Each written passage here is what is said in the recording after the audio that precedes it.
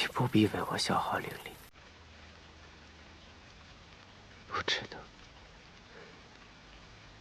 我利用了若神，我利用他揭开了自己的仇恨。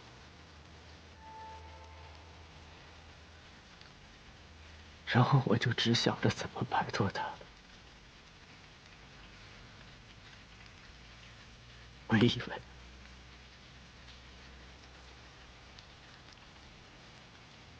只要我将他送走，就已经算是仁至义尽了。我根本就没有管他的死活。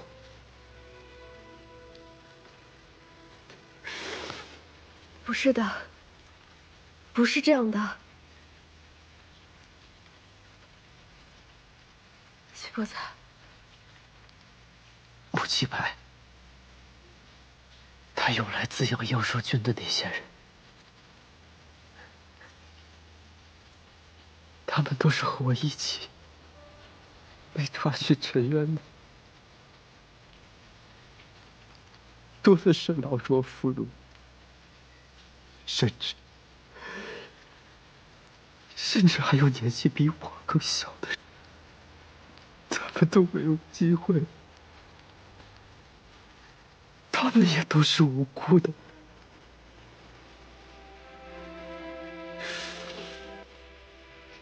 却被硬生生的扣上了醉酒牢烟，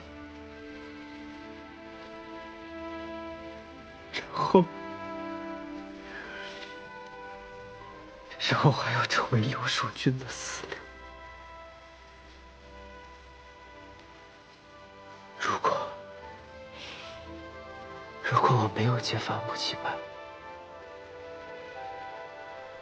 他们和若水是不是就可以活下来了？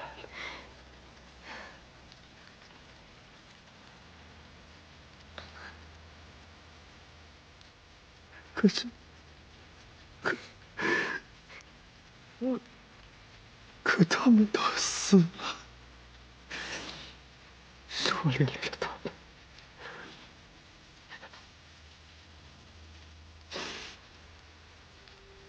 是我连累了他们。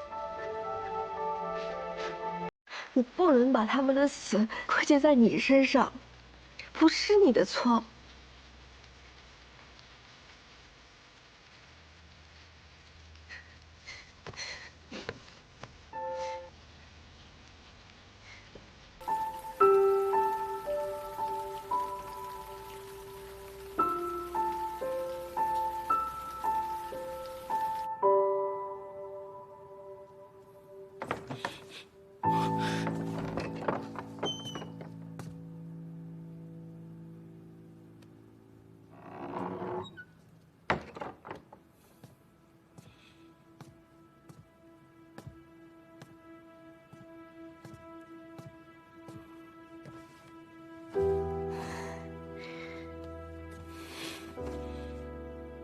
黄粱梦，我找到了，但他下了道血印，我拿不到。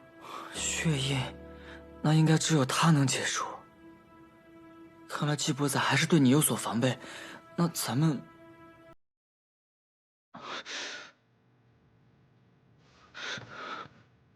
云烨，你怎么哭了？而且，我原本以为我在发现黄粱梦的踪迹的时候，我应该很开心，我应该想哇，幸好他在这里。但其实，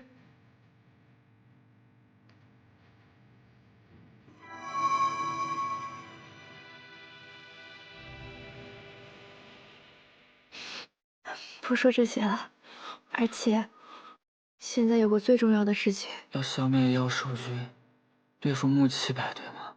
嗯，那你怎么办？我们可以先把黄粱梦给偷过来，先把你的毒解了，这样我们胜算才更大，不是吗？而且，如果是你的话，一个活着的坏人和一个死去的好人，你是哪个？莹莹，我一直都只想让你做一个老不死的好人。什么老不死的好人，你还老不死的好猫呢？等你牙都掉光了，小鱼干都吃不了了。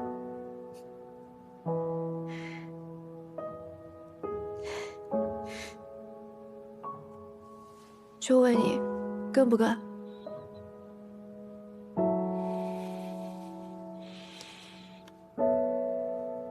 想清楚啦？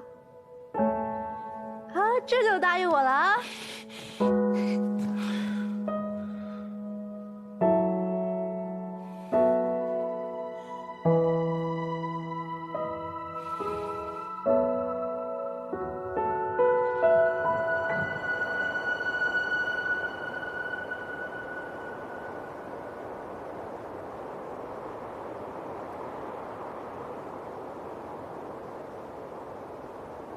你居然失去了对陈渊的控制。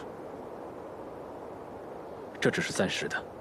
陈渊表面上是被司盼堂查封，但没有人知道石灵树和陈渊相连。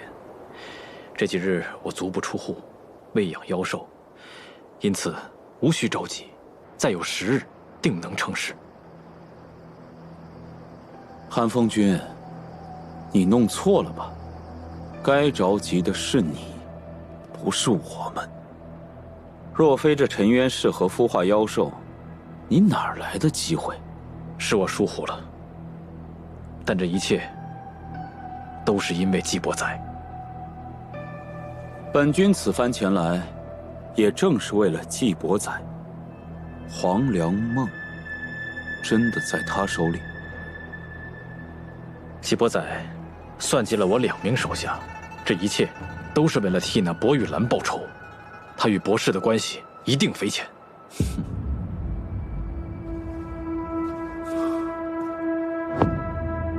没有直接回答本君的问题，看来你还真的不知道黄粱梦的下落。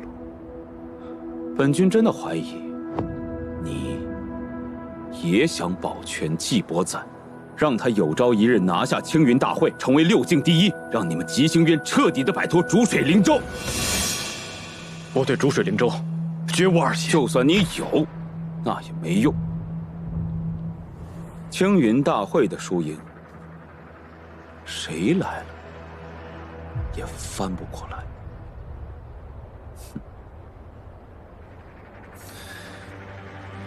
季伯载知道妖兽军的存在吗？尚未察觉。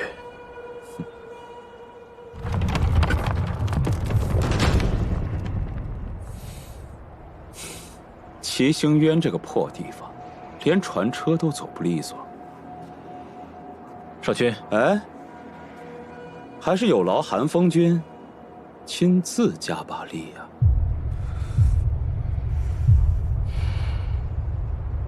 是。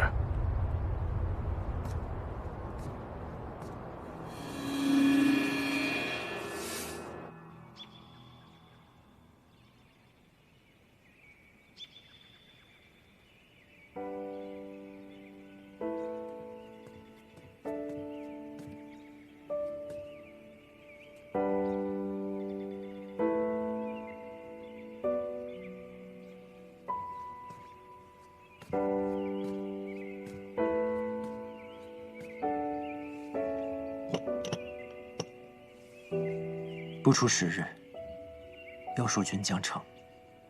我们所剩的时间不多了。他人都以为司盼堂所看管的陈渊是犯下恶行的最先服刑之地，但此地有毒的瘴气弥漫，无人涉足。乌七百便想到用此地来炼药，但因药方缺失，只炼出了离恨天。他通过石灵术打开了通往陈渊的捷径，毅然将陈渊变成了自己的药方。这瘴气萦绕，除了适合炼药，也同样适合妖兽的生存。所以穆七百才会选择这里孵化妖兽，把你们这些无辜之人抓去给他做事。他们的行事准则从未改变过，将孤儿寡母、老弱残障抓入尘渊，死了就是死了，无人替他们伸冤，所以一直在搜罗和当初我一样的人，生死都无人问津的人，因为对于他们来说，只有像我们这样的人，用起来最为趁手。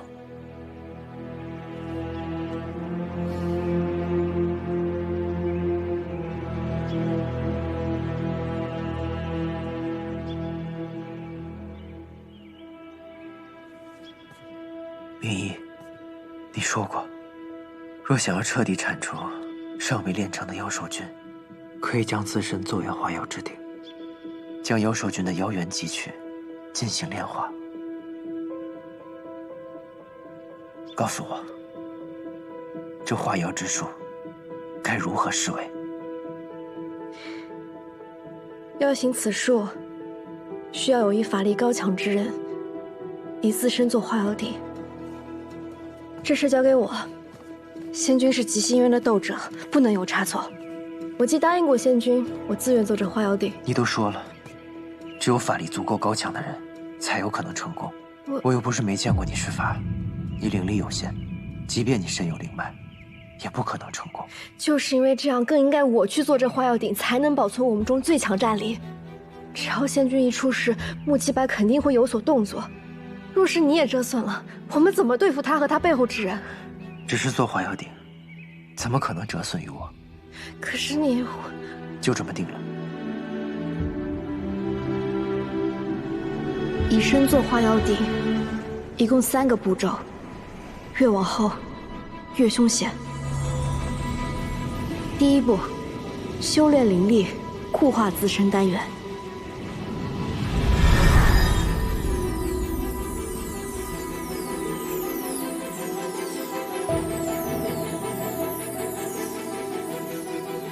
第2步，将妖兽隔空吸入丹元内，便会在体内生成妖元。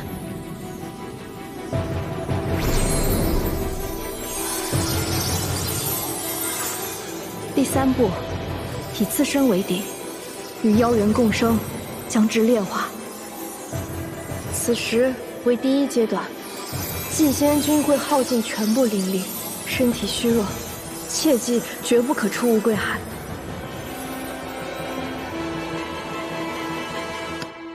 这波仔真要自己做化妖鼎啊？他是信不过还是舍不得？他现在在灵犀井里闭关修炼，但对我只字未提。说信不过，应该比不忍心有理有据些吧。哎，他怎么想我的现在不重要，他得先通过第1关。这个药粉能帮他治好手上的伤，我还得再做一些补药，帮他灵力维持在最强状态。眼下先做这些吧。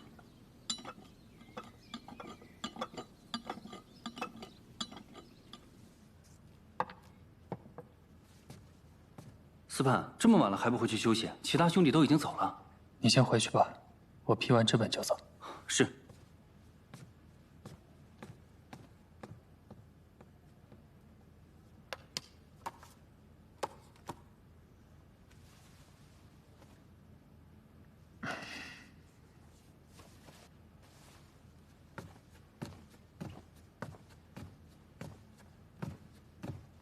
好久不见呐，我亲爱的弟弟。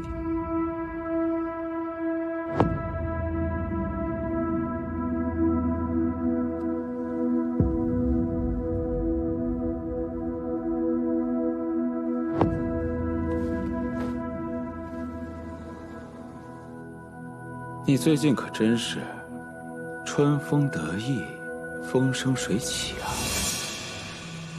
哥哥为我特意跑来济心渊，肯定不值得，一定还有更重要的原因吧。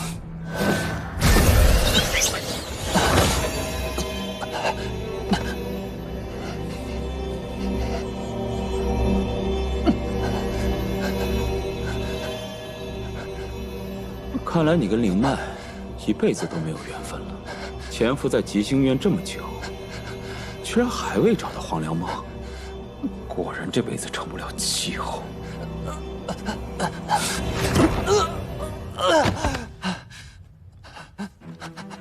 既然我来了，你大可停止寻找他的妄想。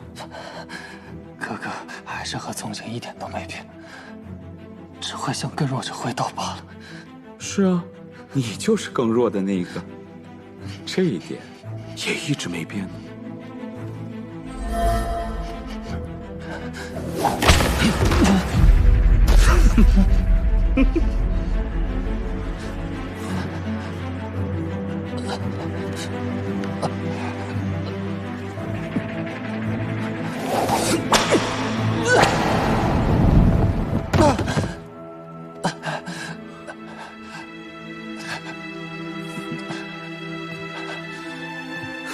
还是跟以前一样，无趣至极。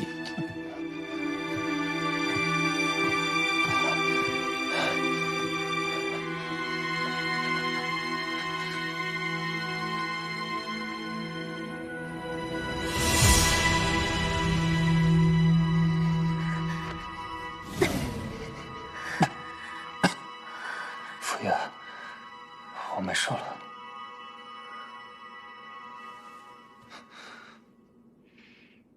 等主上找到黄粱梦，练出灵脉，便再也不会受这般屈辱。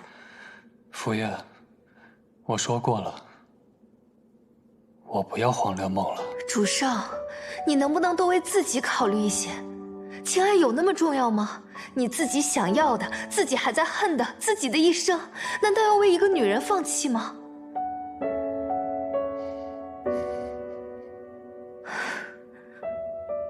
我为主上盯了穆启柏这么久，好不容易有了新的进展，你真的要将黄粱梦拱手让人吗？什么进展？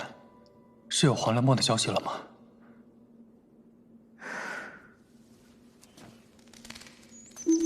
穆启柏他们搜遍了整个乌龟海，都未曾找到黄粱梦，我便猜测，或许是季伯载能够变换出一个真实的灵犀井，只有他自己可以进入，又将黄粱梦藏在了井中。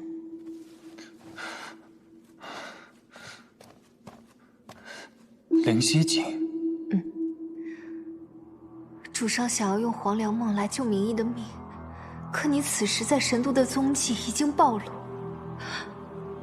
如果没有灵脉，他们会让你好好活下去吗？主上，你从前一直想要做的事呢？我不愿看你这样，为别人这样。可是，黄粱梦只有一份，我只是没有灵脉。明义没有解药，是会死的。那，你若当作是为了我呢？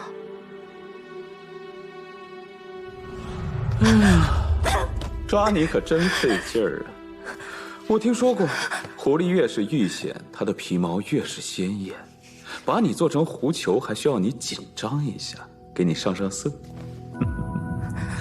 那我们就来玩个游戏吧。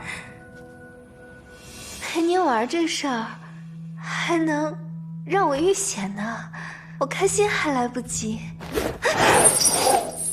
你这副厚颜的模样，总让我想起一个特别讨嫌的人。哥，你这鞭子不太行啊，不到3日就已经愈合了。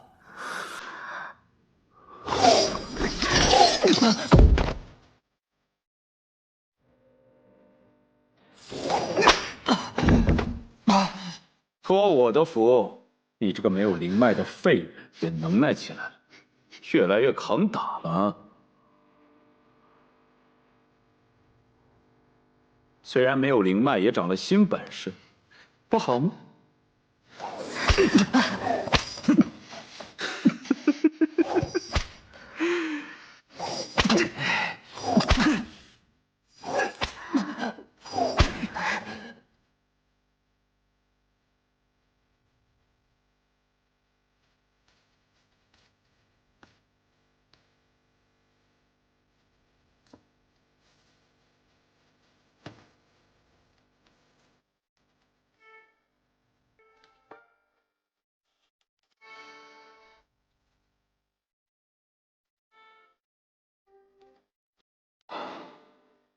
受伤了？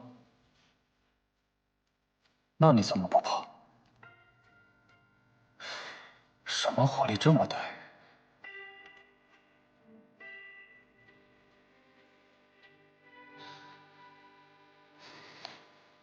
如果你是为了可怜我，那就别哭了。等有一日我能改变这一切的时候，能庆祝胜利的时候，你再哭就是了。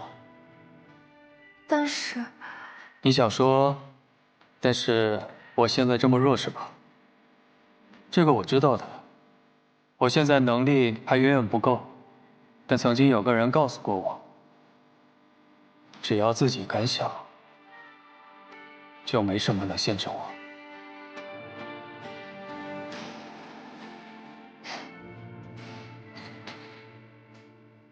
其实都一样，先想着好了，先活下去。未来总有一天，没什么能限制我们。哪怕你是只小狐狸，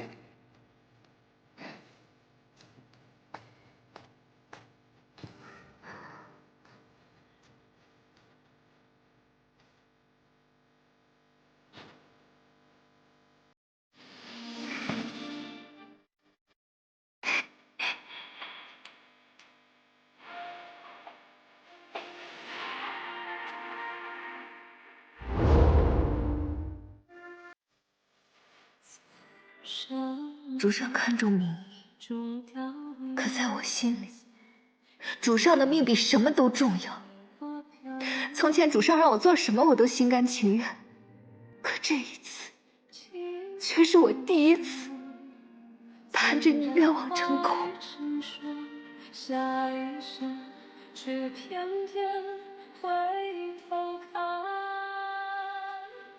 主上，你知道吗？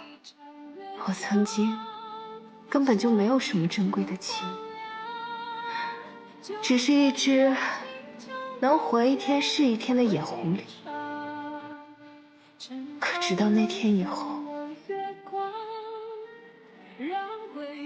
我有了想要珍惜的人，有了重要的记忆。我为了你，放置长生有意义。你能不能原谅我？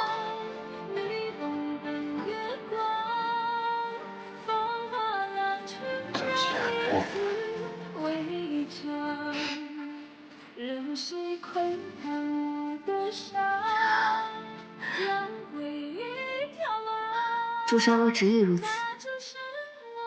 至少隐藏好自己的行踪，别再被他们发现了。我也会想办法去确定季伯宰是否真的练出了实体的灵犀境。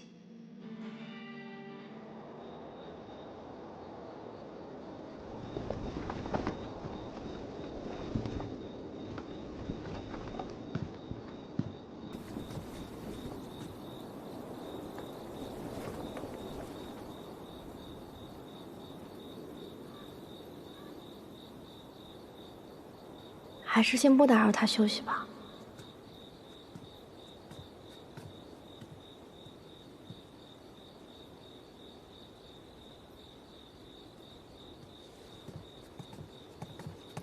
要找我？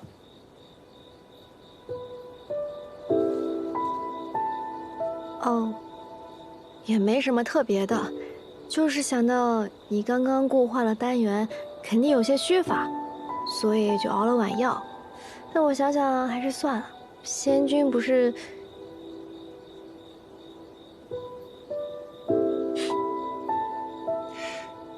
不是，你这好意，我到底能不能领到啊？仙君不是说不吃外面东西吗？还在说这个？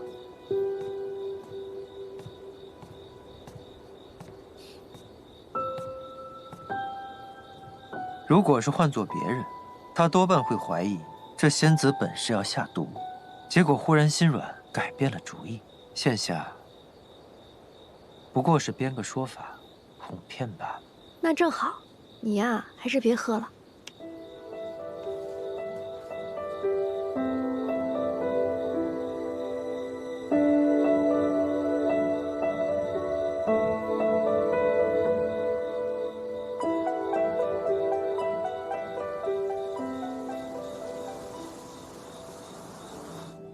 是时候开启第2步了，需用传送法阵，将丹元送抵沉渊，彻底吸空妖兽元神。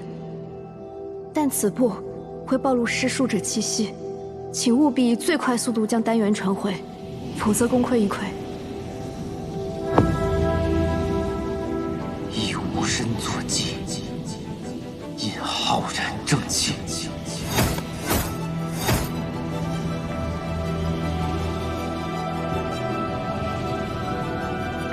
万千妖邪，阵风。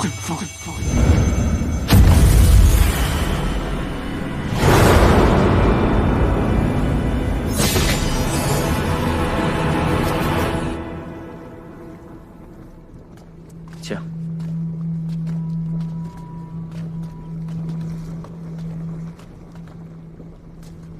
景熙君，请看，只需再过3日，妖兽君便能养成。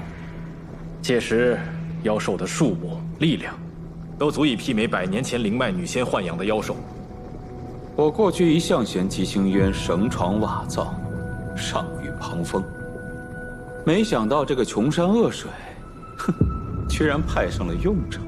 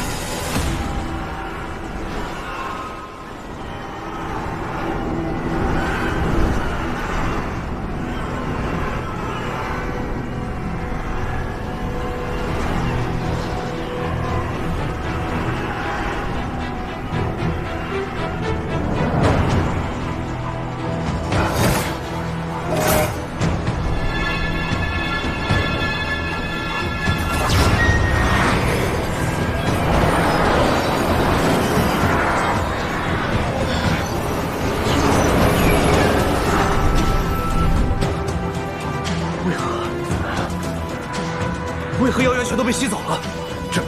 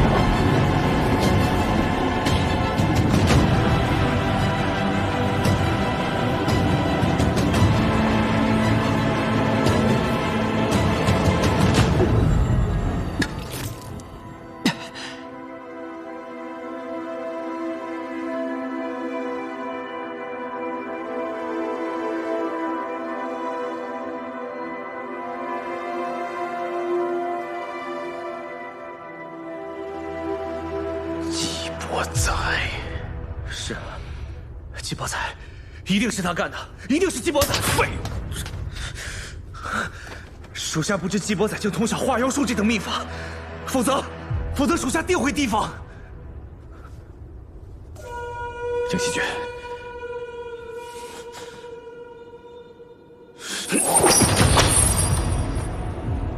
果然不能对这个地方有一点指望。穷山恶水，产废物。绝地三尺，你给我把季伯才找出来！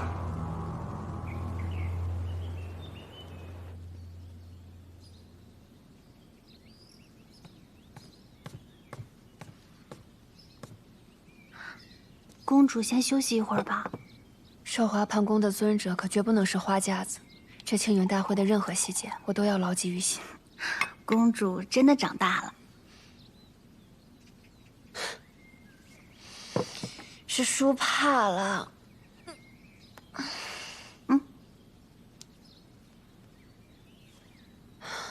没有福泽，极星园连花草都会比过去更黯淡无光。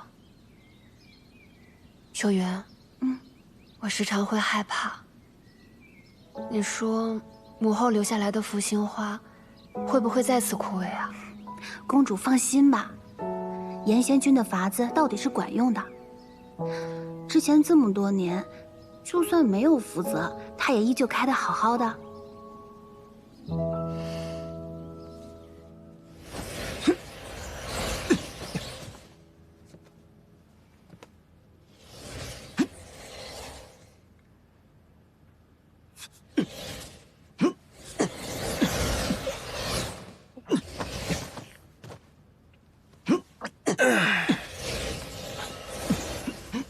各位，我们没日没夜的训练，而身为最重要的战客，季伯载却连日不曾现身，置整个寿华叛宫于不顾。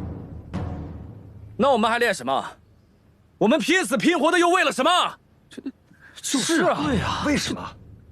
青云大会是团战，我们需要的领袖是能够统领大局的，而现在，像季伯载这样的人。被公主封为战客，奉若至宝，那我们还在乎什么？我们干脆都不要练了。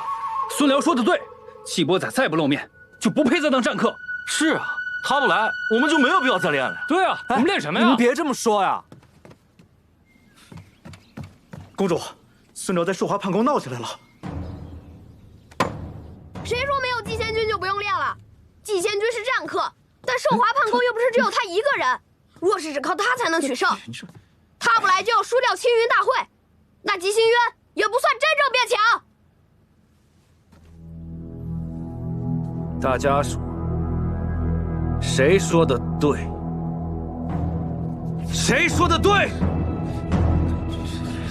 盛大了不起呀！我觉得孙辽仙君说的对。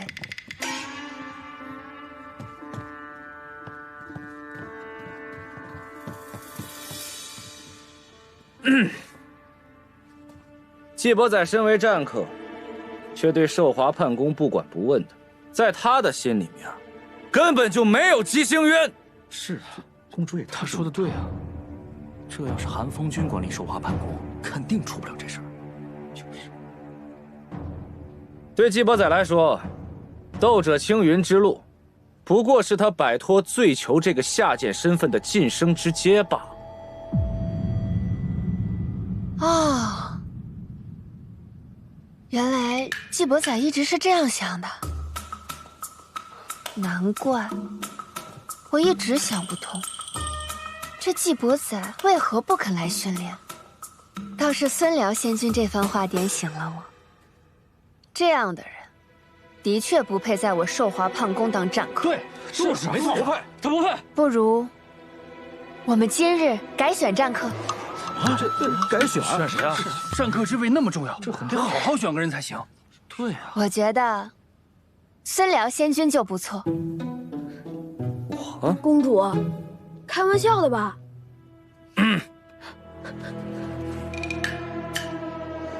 本公主作为寿华叛宫尊者，自然不会开玩笑了。孙辽仙君参加了上届青云大会。从经验上来说，就远超于其他斗者。况且，无论是从斗者选拔，还是近期寿华叛宫集训，孙辽仙君都积极主动，态度优异。本公主今日便下令，废除季伯载战客之位。说废除就废除，那我们是输定了，就是点情面也不留。废除了，改立孙辽仙君为我寿华叛宫战客。真的吗？好，我支持孙仙君，我也支持孙仙君。孙辽什么呀？不行吗？他行吗？这是怎么回事啊？我怎么觉得不靠谱呢？我也觉得。谢公主，多谢。过去是我目光短浅，只知盯着季伯载那一人。如今看来，孙辽仙君才更是威武英俊，比季伯载更有战神之相。虽然季伯载有问题，但们闹这一场，光给孙辽做嫁衣了。对呀，也不合适啊。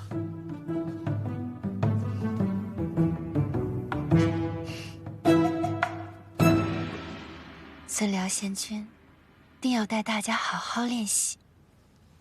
如果表现得好的话，我会告诉父君的。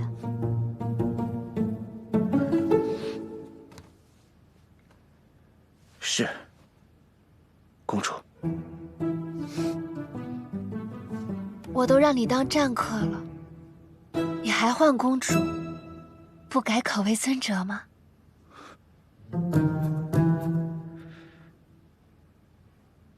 天机为何要出这样的昏招啊？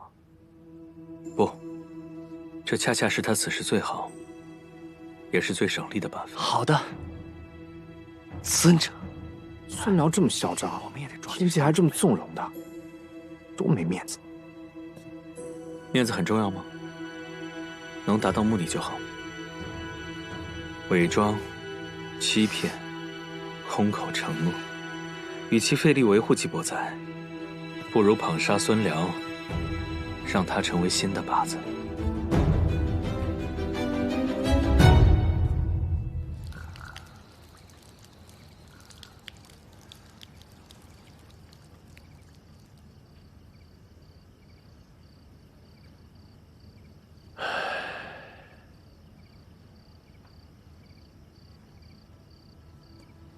韩风君找我来有什么事啊？哎，这棵树是怎么了？之前还好好的。意外的娇贵，稍不注意，就一夜凋敝了。韩风君一直细心呵护的，是我疏忽了呀。韩风君别不开心了。哎，韩风君，我可以给你带点最好喝的酒，它里面添加了极星渊独有的赵翠花露。所以味道完全不一样。极星渊独有？对，6境只有我们有。那花看上去和杂草没什么区别，但每逢满月，就能凝结出全天下最纯的花露。果然不能对这个地方有一点指望，穷山恶水，产废物。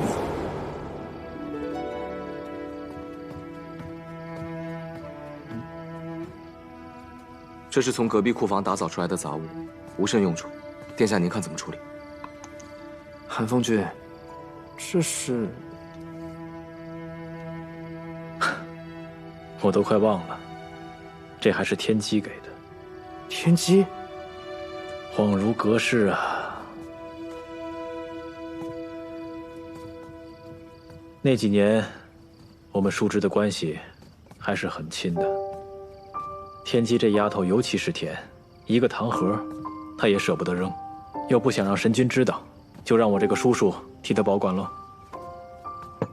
因为天机把韩风君当靠山啊，所以看到他和纪伯载联手，能不让我心凉吗？不会的，那只是他嘴上说说，他就是觉得纪伯载作为斗者时特别威风。天机对纪伯载不会的，他喜欢的人不是他。所以这才更让我心凉啊！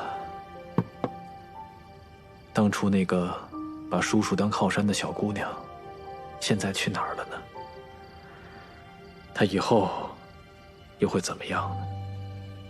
我一定能保护天机，绝不让她受半点伤害。我都没有这个信心。韩风君怎么会没有信心？纪伯载，整个极星渊。有谁知晓纪伯载的过去？他一个醉囚，又缘何能够生出灵脉？光这一点就已经够让人不安的了，更不提，自从他打败瑶光山、平步青云之后，极星渊便一直动荡不断。是吗？你知道不久前极星渊有妖兽出没吗？我以为那是有人添油加醋，竟然是真的。本君正在追查此事的真相，所以你能为我、为天机扫平所有的危险障碍吗？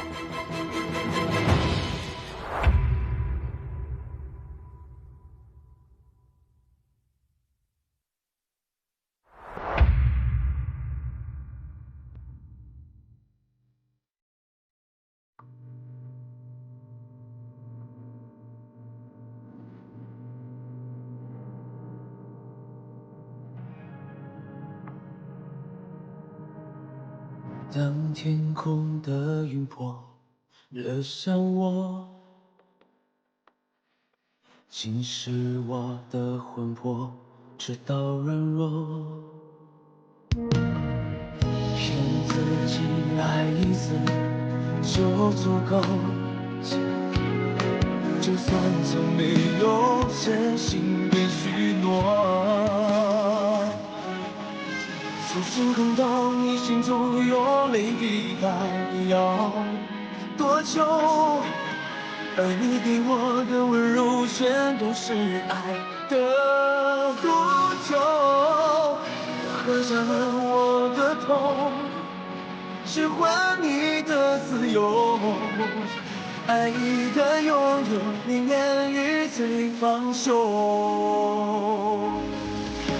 在深渊背后挣扎许久，我想问天空，让这一生盔甲总是为你，我谁又如何？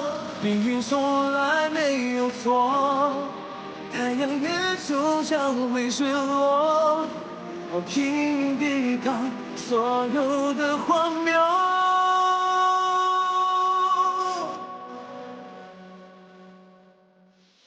从星空到你心中有泪滴弹要多久？而你给我的温柔全都是爱的毒酒，我喝下了我的痛，去换你的自由。而你的拥有，宁愿彼此放手。